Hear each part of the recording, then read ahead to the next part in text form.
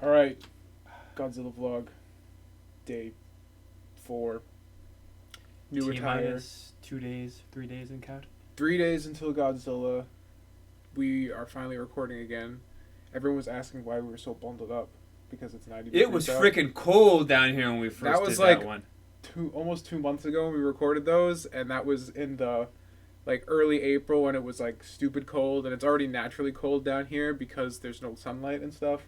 So we were just bundled up. Now, not so much. Now it's nice weather out. Everything was better in the 90s. Yeah, Including everything was better, Godzilla. including Godzilla. So the Heisei or Heisei, I don't even know how to pronounce it. I think it's Heisei. I heard someone else say it like that. I've been saying it wrong this whole time. So the Heisei era of films, the 90s films, starting with Godzilla 1985, which is not 90s, but you know what I mean. Right. That kind of chunk was a reboot of the entire franchise, essentially. They kind of changed Godzilla back from the superhero cape wearing tokusatsu friend for the children back into Back a to the force, force of nature. And it ignored all the films except for the first one, essentially, from its storytelling. Right. And the interesting thing about the Heisei films is that they all had a continuing plot line. Yes. Whereas the Showa films were much more like a Saturday morning cartoon where it was just this baddie comes, you punch him, and then it's forgotten about. These ones, they had the same characters for the most part, then recurring characters over and over again. All the films happened in relationship to one another. Monsters were caused by events from previous films. Right. So it all... Or they came from... Yeah, even Space Godzilla was caused by Space Godzilla Godzilla and Biollante. was from Biollante. Yeah. And then Mechagodzilla was made from the remnants of Mecha King Ghidorah. They fished it out of the ocean. Yep. And then Destroya was made from the Oxygen Destroyer from the original film. Movies. So right. all of these movies fed on each other in terms of continuity and plot. And that was the one movie where it was okay to have Baby Godzilla, because Baby Godzilla looked pretty cool. Was actually little Godzilla Jr. And it didn't have the cartoony eyes. It was a smaller version of Godzilla. Which was Beast. And if they had done that all along, it wouldn't have been so bad. Okay, so let's there was Baby Godzilla in the Heisei films, right? However, yes. It was not in Mechagodzilla, his design wasn't that bad. No, it wasn't that bad. It was unnecessary for that movie, but it was there. Yeah, well, actually, no, it was necessary because that's how they found out about the second brain. Right. So they study the hip, the brain, and the brain. Godzilla, and they find out about it because that's apparently in the Heisei films. Godzilla has a second brain in his leg. Yeah. Well, and again, they stole that from believing that the Diplodocus or whatever the dinosaur, the bigger, something like that, had the helping brain, stuff like that. Right, so right. Something, an animal of that large size would need another nerve center somewhere. And I'm not a scientist. Why not Godzilla? Yeah, why not?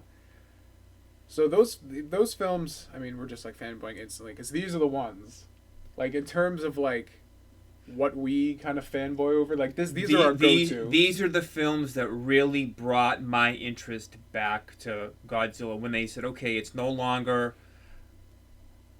or it is still a guy in a suit on some of it, but it's not cheesy anymore. It's not hokey. It's not campy. There are a couple of things we'll cover that I'll say maybe pay homage to the campiness. Right. But overall, there was a definite shift in tone. Yeah, Godzilla is not really a friend of man. I think those movies and the shift in tone is largely why I continued to be a fan of Godzilla for as long as I did, because like we said in the last video that we did, we had King Ghidorah was the first one, and then the next two that you ordered were Space Godzilla and Mechagodzilla. Right. But that was later, so I watched all the Showa films growing up, but then once we started watching the 90s films, it was I got older, and then Godzilla got older with me. Yeah. And it kept it going. The effects took such a huge leap forward. Yeah. Going from, Terror of Mechagodzilla. It's even Godzilla in 1985. But then once it hits its stride, once you get to like Ghidorah, that's when the visuals really start tightening up, and the suit looks ridiculously good. Yeah, and the way they just destroy the building when he's fighting Ghidorah. Oh, it was Mecha Ghidorah, right. And they follow his line of plasma flame, and it just burns through the building as he's spinning his head. That was a cool fight, because that fight, they're like in the city. Yeah. It's not just like he like trashes the city and then they're just like in like this abandoned area. They're destroying they're like dodging the city. and weaving in between buildings, and Godzilla like falls into one of the buildings, but then he just like nukes him as he gets out of the rubble, and it's just like really they started doing a lot more with the set pieces and stuff. And the destruction they were able to do just got a lot more complicated. So just from a visual standpoint, that's when you started to be able to get sold on the illusion a lot more, because they were trying to make it look like Godzilla's a lot more feral, a lot more like animalistic, and just and his roar.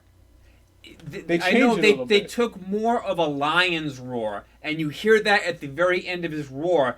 Because they took a lion, some kind of what was it? What did they say? It was a lion, the old Godzilla roar, a lion, and some other creature, and strung it all together. Right. And at the very end of it, you can hear the lion growl, right. And they just did it perfectly. Because like in the Showa films, it kind of like pitched up at the end, but in this one, it just like it's devolves into like the growl. Yeah. And they switch it back eventually. Yeah. But and I love the way his teeth, he's got that, his teeth come out when he's grinning. He's got that cat yeah. There's like I'm pissed. There was just a lot of subtle detail that they brought out in the costume, and it looked really good. Yeah. And then he got the nuclear pulse. Yeah. That was a new ability. Gave him a new weapon, the nuclear pulse. And I think the first time he used that wasn't Ghidorah. When he's getting choked. He's getting choked, and then he's like, nah. No, we're not. All right, I can't blow fire. I'll just send a nuclear pulse through my body and blow you off that way. Right, that was cool. They did a lot of cool things, and this is also when they gave him the super fire. Once he absorbs Rodan's energy, and it like goes green, then it goes red, and then that was his finishing move in all the movies, which was cool. The spirally red fire, right? Yeah. So, I mean, the movies still definitely were monster movies. They had like their ridiculousness, because I mean, and I think we had discussed before, going back to the Mechagodzilla one, that the whole message in that about we're trying to conquer nature, when they took the Mechagodzilla and they coupled it with that crazy flying plane that was always breaking down, and they joined them together. And by joining the two machines was the only way they could beat Godzilla. That's when they zapped his brain. Right. Then Rodan's death flight, he flies and lands on Godzilla and dissolves. And then Godzilla absorbs Rodan's power, so they both gets combine. back up. And now the combined power of Godzilla and Rodan in nature are more powerful than the robotic Godzilla and Rodan. The weirdest way of having like an allegory for those two forces is just like and that's the whole thing. It's like we say that they're not cheesy, but then Rodan dissolves and Godzilla absorbs his life essence, and like that doesn't make any sense. It doesn't, but he didn't. The way it's done, he didn't high five Rodan before it happened. It didn't. So like it doesn't go that far. It didn't go, "Hey Godzilla, I'm going to die. Let me give you my powers." Yeah. So it didn't devolve that far, but at the same time, the cheese factor wasn't as bad. It wasn't. It was definitely still there at some points, though. I mean, those are the ones, because the whole weird thing is that the '90s films, since we had them on VHS, we watched them religiously, like all the time. Ghidorah, seen a million times. Mechagodzilla, which is one of my favorites. That is really cool. They redid Rodan. I love the way they redid Rodan in that. Yeah. And then Fire Rodan later. Fire Rodan was cool. That too. was really cool. He tries to take on Mechagodzilla. Mechagodzilla in that movie, pretty cool. Pretty cool. They did a really good job with it. Mechagodzilla in that movie was fantastic because they understood that Space Nebula X aliens coming in with Mechagodzilla couldn't work in the right. tone that they have set. So they have this thing in the Heisei films called G-Force, and G-Force is like this special division of the military designed specifically to deal with kaiju, specifically Godzilla. So in Godzilla vs. King Ghidorah, the whole plot of that movie is that people come back from the future to basically like take over the world, kind of like destroy Japan. Japan becomes an industrial superpower. Giant, right? And so they want to usurp that and like kind of like game history to their own advantage. So the first thing they do is they get rid of Godzilla. They bring the Dorats. These Dorats, these really stupid looking creatures, but they expose that to the atom bomb test that creates Godzilla, and it said that creates Ghidorah, and they control it, and they use that to kind of just bring Japan to its knees so it can never become the superpower that it does. But they teleport the monster to the Bering Straits in the sea, right? And they're from nuclear testing and submarines and everything else. Well, it's more intense radiation, and they spawn a bigger and badder Godzilla. And the whole thing is that like he's already they're sending a nuclear sub there because they need to make Godzilla, because they find out that these people are trying to destroy Japan. It's like, well, we need a Godzilla, so like they send this nuclear sub to go like give radiation to the dinosaur, but the dinosaur's already Godzilla, there. So it gets even bigger. As the sub is closing in, that blue flat flash, you just freaking see it like, like wow. Oh, no. And again, that goes back to the whole thing before with the harp music. When he comes out of the we've ocean. talked about this movie already. Covered that before, that's my penultimate, like the best one for me, because it was the first one that I saw. But at the end of that movie, Godzilla kills Ghidorah, and they're like, all right, fuck, now we have Godzilla again. What can kill Godzilla? We need fucking Ghidorah, which we just killed. Yeah. So they fish that out of the water, and they bring it to the future, and this like one chick, of course, the Asian chick from the future, is the good guy. All the evil Americans are bad and get killed. And so she tweaks it out with like future cybernetics body armor, cybernetic wings, and a cybernetic head, right? Yeah, Godzilla blows off its wings and takes off a head, so they put a cybernetic head and like reinforce it, and the chick's riding inside. It becomes like essentially a giant robot, like a cyborg. And so they throw down. Godzilla still wrecks it, but not before she drags it Godzilla back into the ocean, and that's how that movie ends.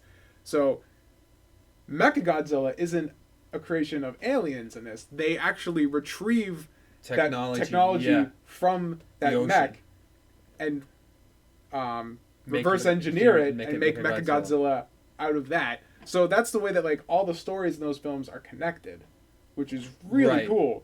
Everybody growing up has something that like scarred them, and they never fully recovered from it.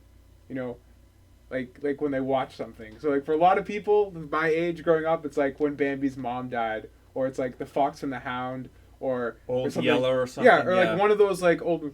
For me, it was one word: meltdown. Okay. That was the moment of my life that scarred me, and I've never fully recovered. Is when they kill Godzilla in Godzilla vs. Destroyer. Okay, that fucked me up bad. Ghidorah is my favorite, but I would say Destroyer is probably the best Godzilla movie, because like it's super intense. Like it doesn't like dick around for a while. Like it starts off on all cylinders right in the beginning, and it ties back into the original, which was really cool. Yeah. So.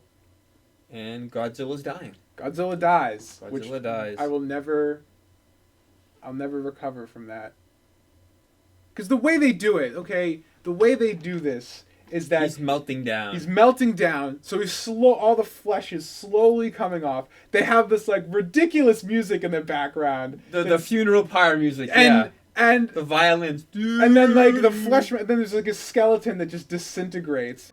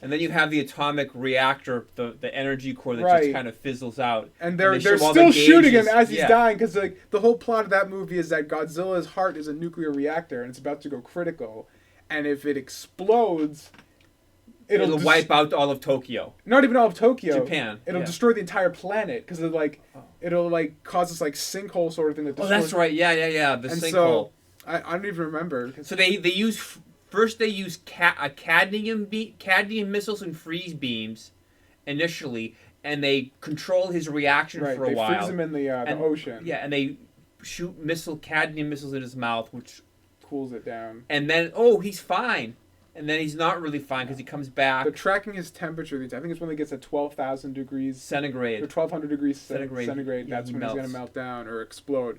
So they keep him cool enough when he's exploding, so instead of exploding, it just melts down and destroy all of Tokyo.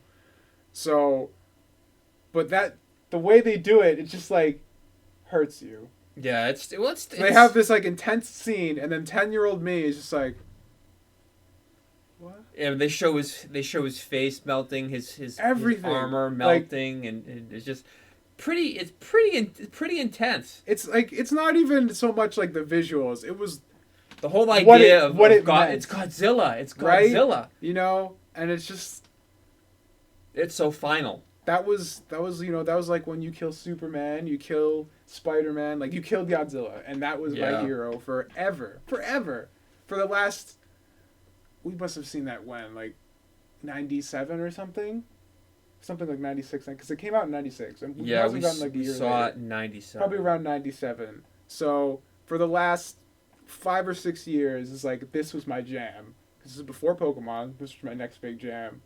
Yeah. And there was nothing else. It was Spider-Man and Godzilla. That was kind of depressing. I mean, even though they gave you another Godzilla, it's okay. It's not really gone, but it's not. But it's even still like that. That was my Godzilla. You know, because that was the first one I saw. That was the movies that I liked the best. Like that was. I had you connect to characters in fiction, and that was my favorite Godzilla, and they fucking offed him. And I will admit, in terms of like narratively and just like from like a conceptual standpoint, as a way of closing out that era, fucking awesome. Like fantastic. That was such a great poetic end. Really good. In the credits roll, they show B footage from like all the movies starting from the first one with like the theme, and it goes on for like 10 minutes. They do like an extended version of it, and it was really cool. Like, that was the best Godzilla movie, but that was like so brutal as a kid. That was a fantastic film. That was a great film. Because Destroyer was massive. Yeah, he was like... And you can tell that someone watching that movie was totally fucking digging Aliens at the time. Because the little destroyers in the beginning were totally a ripoff of the xenomorphs from Aliens. With the jaw, the second mouth that pops out and stuff. It was totally that kind of vibe. Because in the beginning, like, usually just like you gotta wait forever for the monster fight. In this one, the destroyers, it's like this creature... They're small, yeah. They start off small, like just like a little bit bigger than a human. And so the military, or like the police or somebody, like SWAT or something, goes into this building. They try to go to the subway station or something to shoot them down, right? And so they have like a gunfight, and these things just wreck them. Because like they have like this beam that like breaks down matter. Yeah. Like it destroys oxygen because they were made from the oxygen destroyer. And these guys just get wrecked. And so right from the beginning, there's like this huge fight going on. That girl gets trapped in the car, and the thing's trying to get in. Yeah. And so it's like total different vibes. But I think that ending was... But Destroyer was, 130 meters tall or something? It was massive. He goes through a couple forms, and he fucking kills Junior. He kills you. Just like picks him up, eats his snaps chest, his neck, snaps him, and drops him. And that's what sets Godzilla off. Because Godzilla that was an emotional moment, too. He bends down, and he's trying to get his son and he's breathing radiation or something, and it's not going. And then anything. Godzilla just loses it. Right, because like the whole thing is like in this movie, Godzilla is just like red, and like dying in flames, and I mean, at the end, Destroyer gets destroyed. Yeah, the nuclear breath you see the yellow blood pus coming out of his throat everywhere. It's like not even a fight. It's It's a slaughter. Well, even they say, under the might of Godzilla, Destroyer's power is nothing. And Godzilla was just ripping into it. Dude, that was so cool. That was such a good movie. That was fantastic. That was a great movie. That was the best one. And like even the title screen of that, like when it goes to does like Godzilla versus Destroyer, it's like dun dun dun dun. Yeah.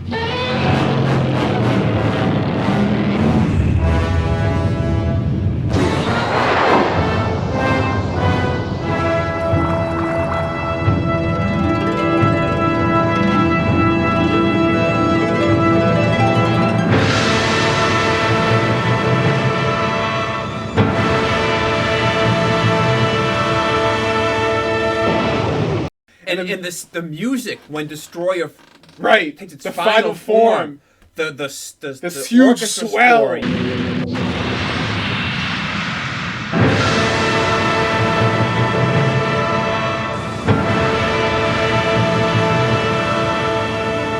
Yeah. And it's just like, yo, shit just got real. Yeah, and it was like Satan. Like it was like it was an evil badass monster. It had this giant horn it sliced you up with and remember it cut Godzilla's shoulder? Yeah, it's like and Godzilla just keeps coming. It doesn't even give a fuck at that point. Just like, that was one of the best. Yeah. All right. No, let's just get out of the way now. Okay, Godzilla 98. That was a movie that should have never been made. The other moment of my childhood that I will never recover from fully. I'm sorry, but your Godzilla, an AMRAAM missile fired from an F-15 is not going to take you out. How do you watch? They must not have ever seen the movies, because how many times have the planes never done shit? It was just and it gets caught. The very first Godzilla movie. Godzilla doesn't run from the military. Yeah. I remember I sat there. We're watching it, and we were outside, and Godzilla turns around. I'm like, no! Why are you running? You're Godzilla. You don't. And people are looking, laughing hysterically at me, and they're like the same thing. Yeah, and people were literally swearing at the screen. And we're all swearing at this big drive-in screen, and all of us. Younger people, I was late 30s, mid 30s, having a meltdown over a movie. And people drove, and we were all really, really upset. And Ed's like, I want my fucking money back. Yeah, so because at that point, that was 98.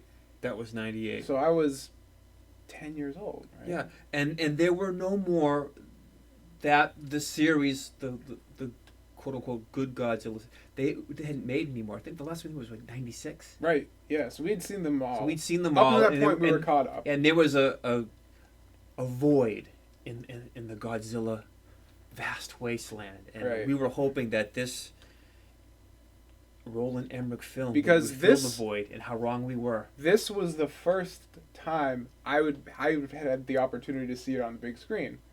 Because, obviously, when they were screening the Showa films on theaters, I was not alive, and then none of the 90s films got screened in the U.S. So this was my first theatrical Godzilla what a letdown that was. And I got shit on